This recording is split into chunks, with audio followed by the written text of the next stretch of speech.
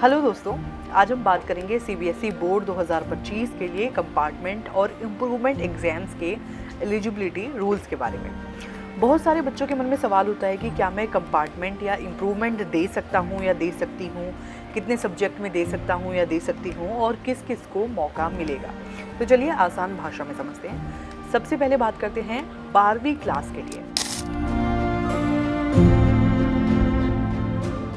अगर आप 2025 में बोर्ड एग्जाम में बैठे थे और किसी एक सब्जेक्ट में कंपार्टमेंट आया है तो आप सिर्फ उसी एक सब्जेक्ट की कंपार्टमेंट परीक्षा दे सकते हैं। अगर आपने 6 सब्जेक्ट्स लिए थे और 2 में कंपार्टमेंट आ गया है तो आप दोनों में से किसी एक सब्जेक्ट की कंपार्टमेंट परीक्षा जो है वो दे सकते हैं। अगर आपने 2024 में 6 सब्जेक्ट्स दिए थे, पास तो हो गए लेकिन एक सब्जेक्ट क्लियर नहीं हुआ, तो आप उसी फेल सब्जेक्ट की इम्प्रूवमेंट ऑफ परफॉर्मेंस कैटेगरी में परीक्षा दे सकते हैं, लेकिन ये सिर्फ उन्हीं सब्जेक्ट्स में जिनकी परीक्षा बोर्ड करवा रहा है।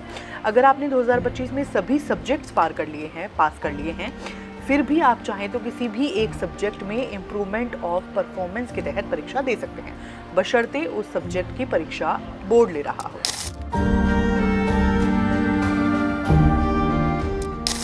10वीं क्लास के लिए अगर आप 2025 में बोर्ड एग्जाम में बैठे थे और कंपार्टमेंट आ गया है तो आप 1 या 2 सब्जेक्ट्स की कंपार्टमेंट परीक्षा दे सकते हैं, सिर्फ उन्हीं में जिनमें कंपार्टमेंट आया है। अगर आपने 6 या 7 सब्जेक्ट लिए थे और कुछ में पास नहीं हुए तो आप उन्हीं सब्जेक्ट में रिप्लेसमेंट या इम्प्रूवमेंट दे सकते हैं, बशर्ते बोर्ड उनकी परीक्षा करवा रहा हो और आपके पास वैलिड डेट शीट हो। अगर आपने 2025 में सभी सब्जेक्ट पास कर लिए हैं तो आप किसी भी एक सब्जेक्ट में इम्प्रूवमेंट ऑफ परफॉर्मेंस के तहत परीक्षा दे सकते हैं, लेकिन वही शर्त सिर्फ उन्हीं सब्जेक्ट्स में जिनकी परीक्षा बोर्ड ले रहा हो और आपके पास वैलिड डेट शीट हो।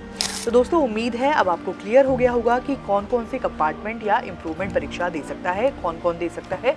अगर आपके पास और कोई सवाल है तो कमेंट में ज़रूर पूछें। वीडियो पसंद आया हो तो लाइक और शेयर करें और ऐसे ही आसान अपडेट्स के लिए चैनल को सब्सक्राइब करना ना भूलें।